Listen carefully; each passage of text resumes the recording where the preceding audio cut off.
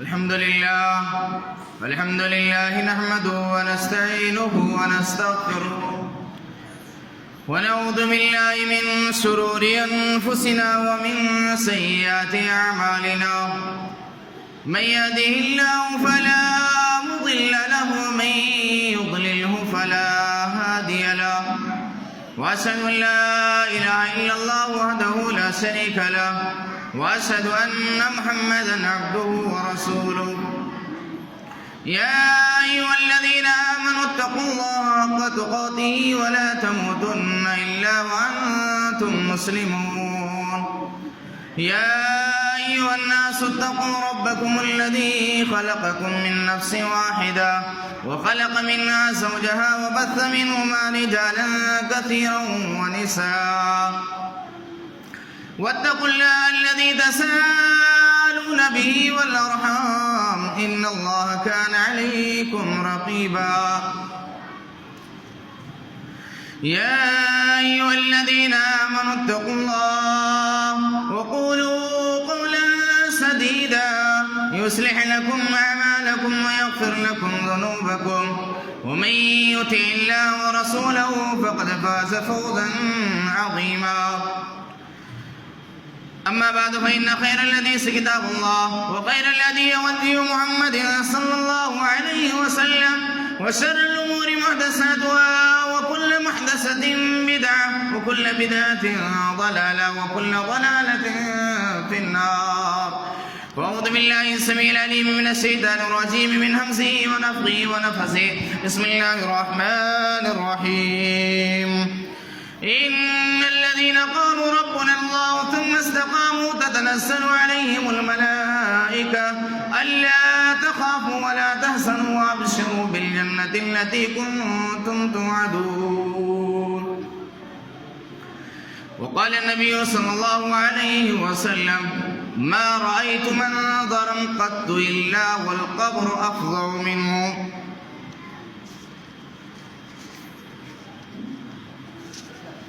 آنے جانے کا کھیل جاری ہے آنے جانے کا کھیل جاری ہے کوئی کیا جانے کس کی باری ہے سر پہ مڈلا رہا ہے ملک الموت سر پہ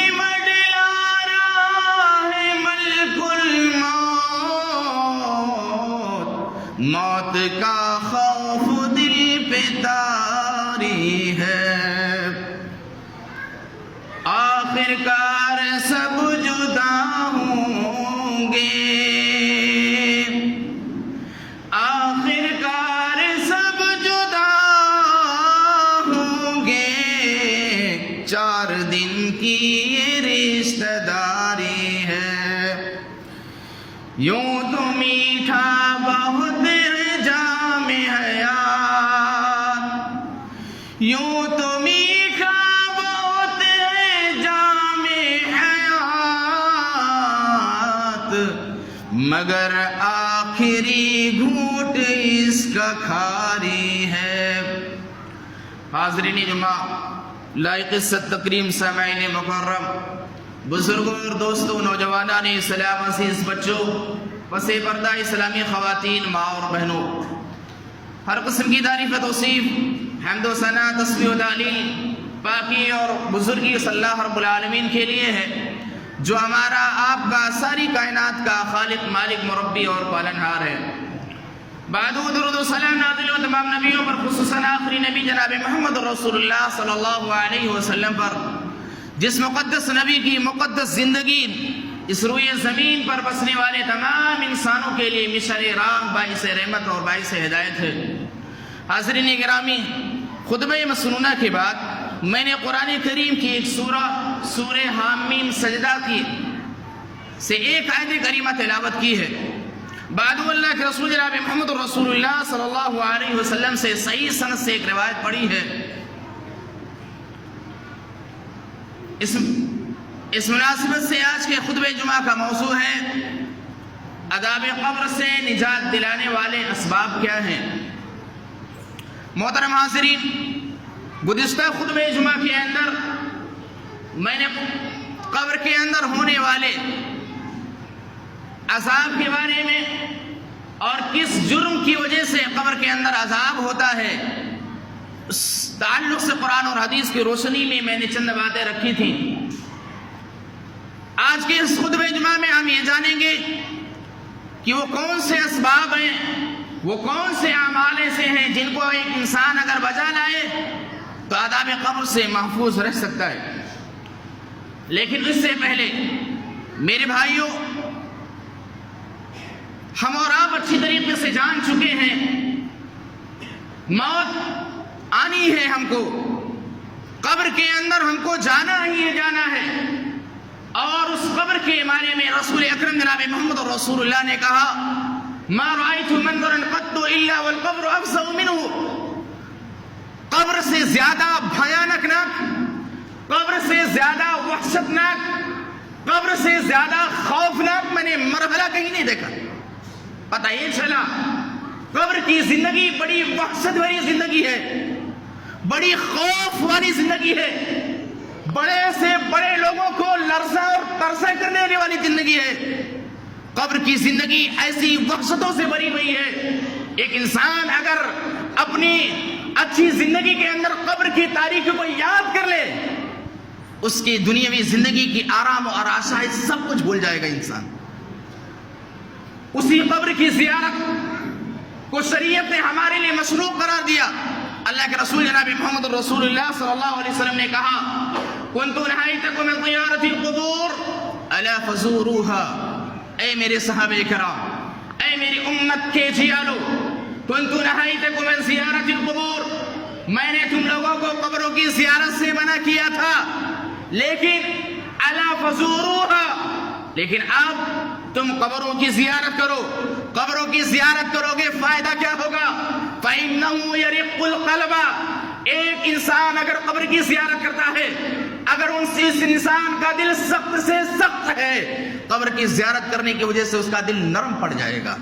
انسان کو پتا چلے گا میرا بھائی کل میرے ساتھ چلتا تھا، میرا باپ کل میرے ساتھ تھا، کل ہم ایک ساتھ پارٹی میں جمع تھے، لیکن آج میرا بھائی اس قبر کی تاریکی کے اندر دبا ہوا ہے، نہ جانے کیا اس کے ساتھ معاملہ ہو رہا ہے۔ فَإِنَّهَا تَرِقُّ الْقَلْبِ، دل کو نرم کر دیتا ہے قبر کا زیارت۔ وَتُدْمِعُ الْعَيْنَ، ایک انسان ایسا ہے جو کبھی روتا نہیں، لیکن قبر کی زیارت کرنے اگر چلا جائے، قبر کی تاریکیوں کو یاد کرے، اس تنہائی کی زندگی کو یاد کرے، انسان بلا تحاشر رونے پر مجبور ہو جائے گا۔ اللہ کے حبیب کہتے ہیں قبروں کی زیارت کرو، فَإِنَّهَا تُذَكِّرُ الْآخِرَةَ، اے امت محمدیہ کے نوجوانوں قبروں کی زیارت کرو، اس لیے کہ قبروں کی زیارت تمہاری آخرت یاد دلا دی ہے۔ اللہ کے حبیب جناب محمد رسول اللہ نے کہا اے میری امت کے لوگوں، قبرستان جایا کرو، قبرستان جانے سے تمہاری دولت کی حیثیت تمہیں معلوم ہو جائے گی۔ قبرستان جایا کرو، قبرستان جانے سے تمہاری بلڈنگوں کی حیثیت تمہیں معلوم ہو جائے گی۔ قبرستان جایا کرو، تمہارے چاہ و منصب، تمہارے عہدے اور منصب کا یہ حیثیت تمہیں معلوم ہو جائے گی۔ قبرستان تم جایا کرو، تمہاری آخرت تمہیں یاد آئے گی۔ قبرستان جایا کرو، تمہارے قبر کی زندگی میں ہونے والے جو انجام ہے، اس انجام کو تمہیں اس انجام کے بارے میں تمہیں یاد آ جائے گی، تمہاری حیثیت پتہ چل جائے گی تم کس حیثیت کے ہو۔ قبر کی زیارت کرو گے تب۔ لیکن ہمارا معاملہ کیا ہے؟ شریعت نے یہ بہت ساری بینیفٹس ہم کو بتائے ہیں، ہم قبروں کی زیارت کرنے جاتے ہیں، اپنے مردہ بھائی کی تدفین کرنے کے لیے پہنچتے ہیں، ہمارا معاملہ اس کے برعکس ہوتا ہے۔ ہم وہاں پر ہنستے ہیں، ہم وہاں پر شور و گل کرتے ہیں، ہم وہاں پر ایک دوسرے کی غیبت کرتے ہیں، ہم وہاں پر اپنی موت کو اور آخرت کی زندگی کو یاد نہیں کرتے ہیں۔ میرے بھائی، ہم وہاں پر سیر و تفریح کے لیے جاتے ہیں۔ قبروں کی زیارت کرو، آخرت تمہاری سنور جائے گی۔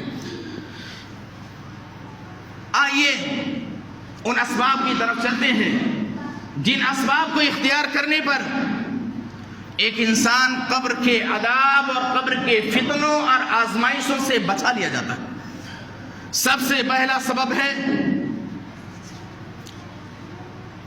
ایک انسان پکا سچا موحد ہو، کلمہ لا الہ الا اللہ محمد رسول اللہ کا اقرار کرنے کے بعد توحید پر ثابت قدم رہے،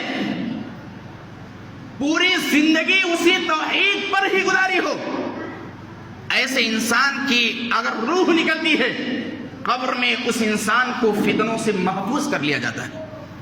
اللہ رب العالمین قرآن کریم کے اندر سورہ ابراہیم آیت نمبر 27 کے اندر ارشاد فرماتا ہے یثبت اللہ الذین آمنوا بالقول الثابت فی الحیاۃ الدنیا وفی الآخرہ۔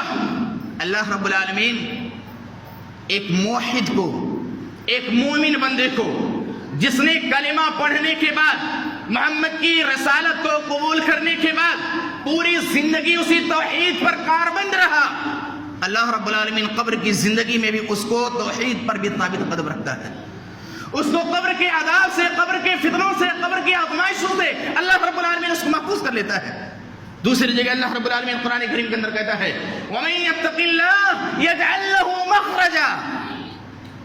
ہمیں پتا ہے قبر بڑی وحشتناک زندگی ہے، ہمیں پتا ہے قبر کے اندر کیڑے اور مکوڑے ہیں، ہمیں پتا ہے قبر کی زندگی انتہائی ابتلا اور آزمائش سے بڑی پڑی ہوئی ہے، لیکن ایک مومن بندہ توحید کا اقرار کرنے کے بعد اپنے دل کے اندر تقوی پیدا کر لیتا ہے، رب سے ڈرتا ہے، رات کی تنہائی ہو، دن کے اجالے ہو، لوگوں کی موجودگی میں ہو یا انسان تنہا ہو، اللہ سے ڈرتا ہے، کوئی معصیت کا کام نہیں کرتا ہے۔ اللہ تعالیٰ کہتا ہے وَمَن يَتَّقِ اللَّهَ يَجْعَل لَّهُ مَخْرَجًا، جو بھی بندہ اللہ سے ڈر جائے اللہ اس کو ہر مصیبت سے نکلنے کا راستہ آسان کر دیتا ہے۔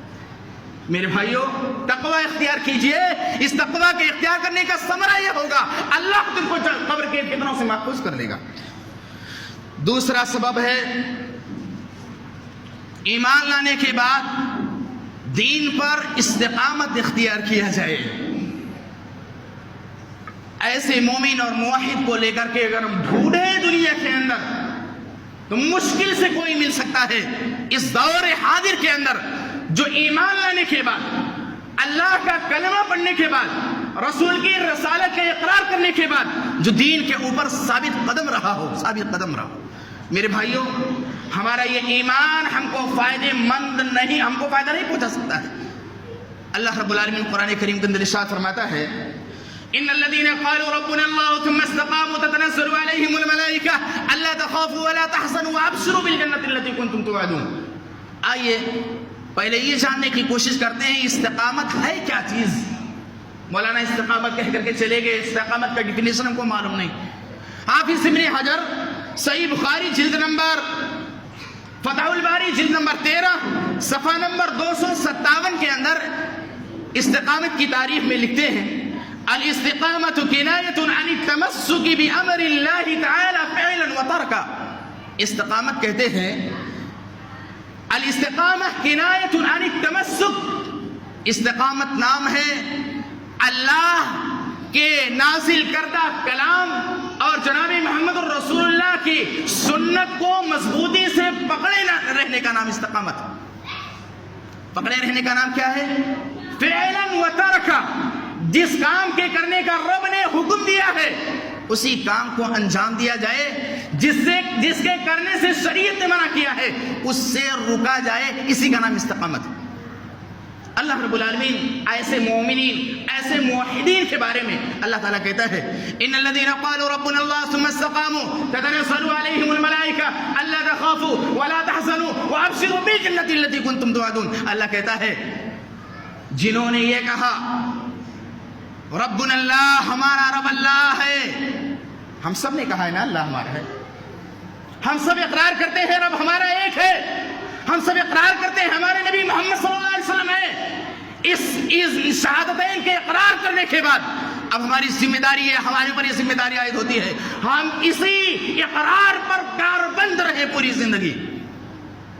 اگر اس پر ہم کاربند رہے، ہم نے رب کو رب مانا یا رب کے علاوہ کسی کو ہم نے اس کی ربوبیت کے لائق نہیں سمجھا، ایسے لوگوں کو قبر کے عذاب اور اس کے فتنوں سے بچا لیا جاتا ہے۔ کیسے بچایا جاتا ہے؟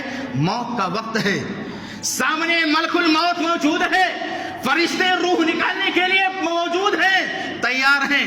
کہا جاتا ہے تتنزل علیہم الملائکہ الا تخافوا، جب فرشتے نازل ہوتے ہیں اس کے پاس کہتے ہیں الا تخافوا، ڈرو نہیں، ولا تحزنوا، غم نہ کرو، ڈرو نہیں غم نہ کرو۔ مطلب کیا؟ آنے والی جو آپ کی زندگی ہے اس زندگی کو سوچ کر کے ڈریے مت. آپ کی زندگی آسان ہے. آپ کے لیے قبر کی زندگی کو اللہ رب العالمین نے مثل جنت بنا دیا ہے. وَلَا تَحْزَنُوا، اور اس بات کا غم نہ کرو میرے جانے کے بعد میرے بچوں کا کیا حال ہوگا. فرشتے یہ بشارت سناتے ہیں اور کہتے ہیں وَأَبْشِرُوا بِالْجَنَّةِ، جنت کی بشارت سنو دنیا ہی کے اندر. ابھی روح نہیں نکلی ہے، ایسے استقامت اختیار کرنے والے بندے کو بشارت سنائی جاتی ہے دنیا کے اندر کی تمہارے لیے جنت ہے. وَأَبْشِرُوا بِالْجَنَّةِ الَّتِي كُنتُمْ تُوعَدُونَ، تم سے تو یہ وعدہ کیا جاتا رہا، تم اللہ کی کتاب کو مضبوطی سے تھام لو، تم سے یہ وعدہ کیا جاتا رہا تم محمد کی رسالت کو منوان قبول کر لو، تم نے دنیا کے اندر اللہ کی کتاب پر عمل کیا، رسول کی سنت پر عمل کیا، لو اللہ رب العالمین تمہیں دنیا کے اندر بشارت دے رہا ہے.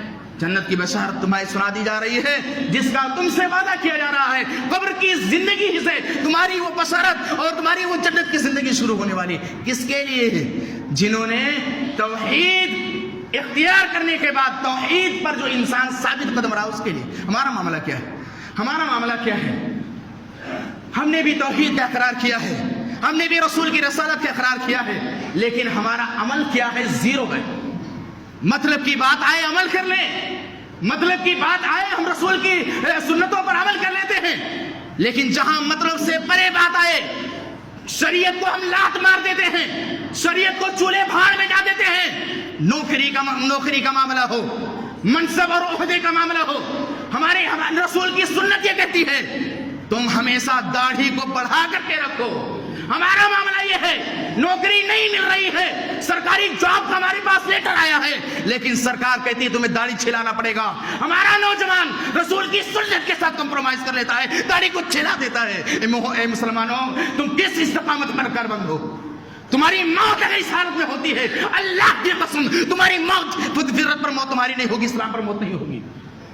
تمہیں قبر کی فتنوں سے محفوظ نہیں کیا جائے گا، قبر کی فتنوں سے انہیں محفوظ کیا جائے گا جنہوں نے رب کو رب مانا، رب کے کلام پر عمل کیا، رسول کی رسالت کو مانا اور رسول کے تمام سنتوں پر عمل کیا. دیکھو کتنے ایسے اہل حدیث ہیں جن کے چہروں پر رسول کی سنت موجود نہیں ہے اور اپنے آپ کو کہتے ہیں اہل الحدیث ہیں. یہ ہے اہل الحدیث، یہ ہے رسول سے محبت. تمہیں رسول کے چہرے سے محبت رہی، کس چہرے کو لے کر کے رب کے دربار میں تم جاؤ گے؟ تمہاری روح نکلے گی کس چہرے کو لے کر کے تم اللہ رب العالمین کے دربار میں پیش ہوگی. مسلمان اپنے آپ کو اہل حدیث کہنے سے پہلے اس حدیث کے کہنے والے کی باتوں پر عمل کر کے دکھاؤ.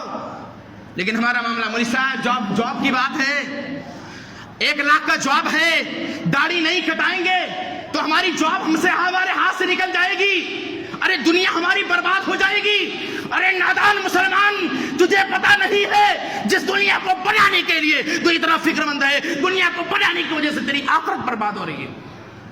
تو نارے جہنم ہوگا ایک جرم کی وجہ سے. جس ایک سنت کو تم نے معمولی سمجھ رکھا ہے اس ایک سنت کی وجہ سے تو جہنم کے اندر جا سکتا ہے. تجھے رسول کے چہرے سے محبت نہیں. آؤ استقامت پر چند مثالیں میں بیان کرتا ہوں اور اپنے ایمان پر رونا رو. مسلمانوں ہمارا کیسا ایمان ہے، ہمارے اسلاف کا کیسا ایمان رہا ہے. استقامت اختیار کیا تھا فرعون کی لونڈی نے، اختیار کیا تھا، استقامت اختیار کیا تھا. فرعون کی بچی کو کنگھی دینے والی اس لونڈی کا واقعہ اللہ کے حبیب جناب محمد رسول اللہ بیان کرتے ہیں. مسند احمد کی روایت ہے، اللہ کے حبیب جناب محمد رسول اللہ کہتے ہیں جب مجھے معراج کرایا گیا میرا گزر ایک ایسے جگہ سے ہوا جہاں سے میں ایک خوبصورت خوشبو مجھے آئی. میں نے جبریل سے پوچھا یہ خوبصورت خوشبو کہاں سے آ رہی ہے؟ جبریل نے کہا جانتے ہو یہ اس لونڈی کے روم سے اور اس کے محل سے نکلنے والی خوشبو ہے جو فرعون کی لونڈی تھی، فرعون کی بچی کو کنگھی دیا کرتی تھی. ابن عباس رضی اللہ تعالیٰ عنہ راوی حدیث سے کہتے ہیں اللہ کے رسول نے جب یہ پوچھا ما هذه الرائحة، یہ خوشبو کہاں سے آ رہی ہے؟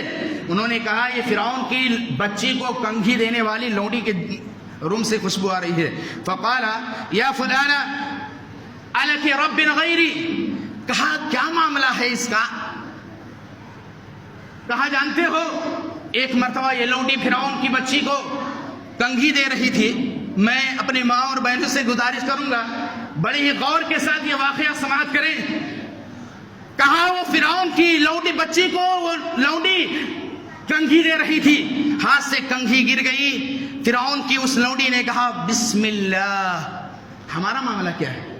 کچھ ہمارے ہاتھ سے گرا، ہمارے قدم جب پھسلتے ہیں ہمارے زبان سے بلا تحاشا نکلتا ہے ہائے مائی ہائے رے باپ. لیکن ایک مومن اور ایک مومنہ کا معاملہ یہ ہوتا ہے. اس کے ہاتھ سے گرا، اس نے کہا بسم اللہ. فرعون کی بیٹی نے کہا تم نے اللہ کہا ہے، میرے باپ کو نہ مراد لے رہی ہو؟ کہا نہیں، میں اس رب کو رب مانتی ہوں جو تیرا بھی رب ہے، تیرے باپ کا بھی رب ہے، کائنات کا بھی رب ہے. کہا جانتی ہوں تمہارا انجام کیا ہوگا؟ کہا مجھے معلوم ہے میرا انجام کیا ہوگا. کہا میں جا کر کے اپنے ابو سے شکایت کرتی ہوں. کہا جاؤ، مجھے کسی چیز کا ڈر نہیں ہے.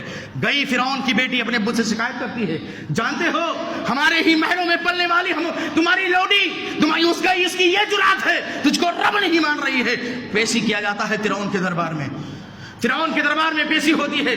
فرعون کہتا ہے تم کس کو رب مانتی ہو؟ کہا میں اس کو رب مانتی ہوں جو تیرا بھی رب ہے، کائنات کے سارے انسانوں کا رب ہے. کہا جانتی ہوں تمہارا معاملہ کیا ہوگا؟ کہا مجھے معلوم ہے میرا معاملہ کیا ہوگا. فرعون حکم دیتا ہے تانبے کے کڑھائے لائے جائیں.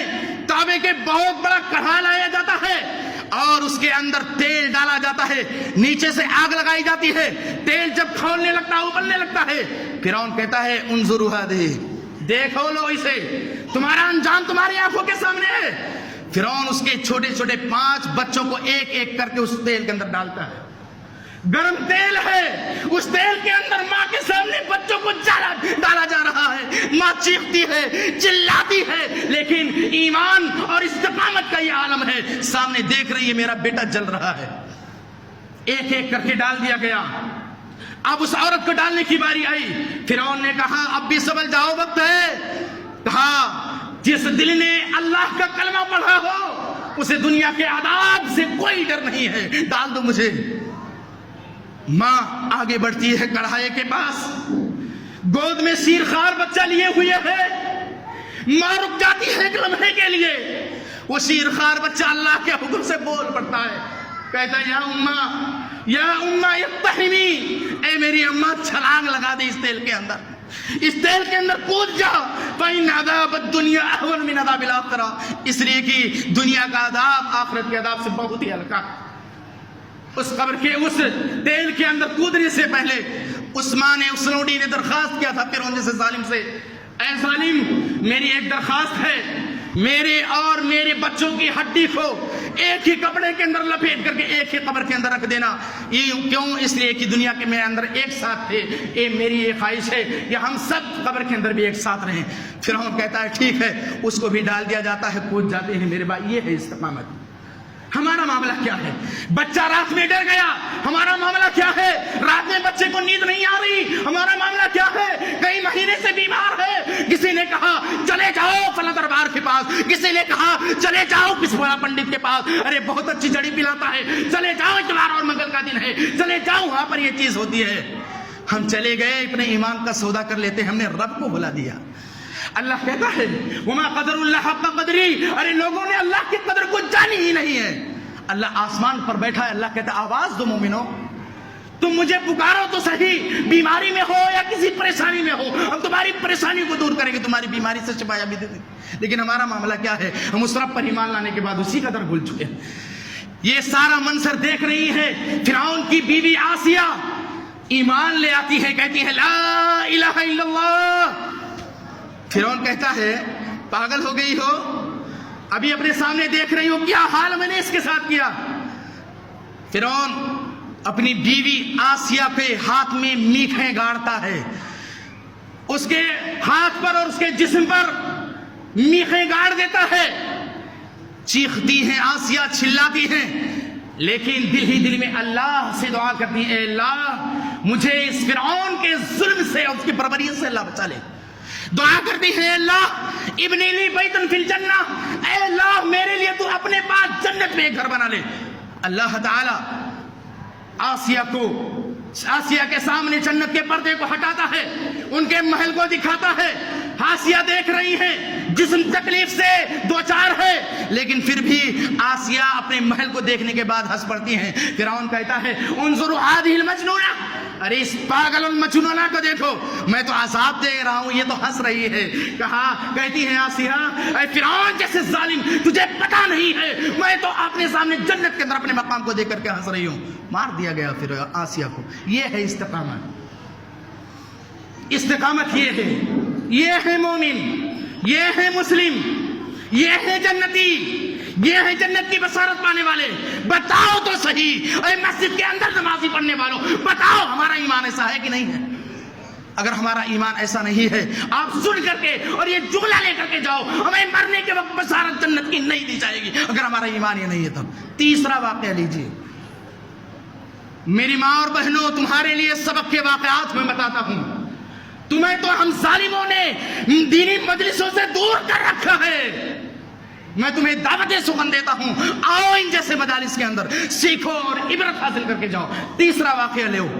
آج تم کہتی ہو اسلام ہمیں آزادی کی تعلیم دیتا ہے، آج اسلام ہمارے اوپر بڑا قدغن لگاتا ہے، آزاد نہیں رہنے دیتا ہے۔ اپنی اس عزت، عصمت اور پردے کا سودا کرنے والی میری ماں اور بہن، یاد کرو اسلام کی پہلی شہیدہ سمیہ رضی اللہ تعالیٰ عنہ، وہ بھی اسلام پر کیسے ثابت قدم رہی۔ ایک مرتبہ اللہ کے رسول کا گزر ہوتا ہے، یاسر خاندان کے پاس سے گزر ہو رہا ہے، ابو جہل زدو کو کر رہا ہے، مار رہا ہے، پیٹ رہا ہے، پورا خاندان بلبلا رہا ہے، چیخ رہا ہے، چلا رہا ہے۔ کس وجہ سے مار رہا تھا؟ انہوں نے کہا تھا اشہد ان لا الہ الا اللہ واشہد ان محمد رسول اللہ، اسی وجہ سے ابو جہل مار رہا تھا۔ اللہ کے رسول نے کہا صبر یا آل یاسر موعدکم الجنہ، تمہیں اسلام کے راہ میں اذیت دی جا رہی ہے، صبر کیجئے، میں وعدہ کرتا ہوں تم سب کے لیے جنت کا وعدہ کرتا ہوں۔ ایک دن ایسا ہوا، ابو جہل سمیہ کو ایک ریگستان کے اندر جمع کرتا ہے، سمیہ کے جسم سے سارے کپڑے نکال دیے جاتے ہیں، سامنے بیٹا بھی موجود ہے، سامنے اس کا شوہر بھی موجود ہے، بیوی کو ننگا کر دیا گیا شوہر کی موجودگی میں، ماں کو ننگا کر دیا گیا باپ کی موجودگی میں۔ ابو جہل کہتا ہے سمیہ پلٹ آؤ، چھوڑ دو محمد کی رسالت کو۔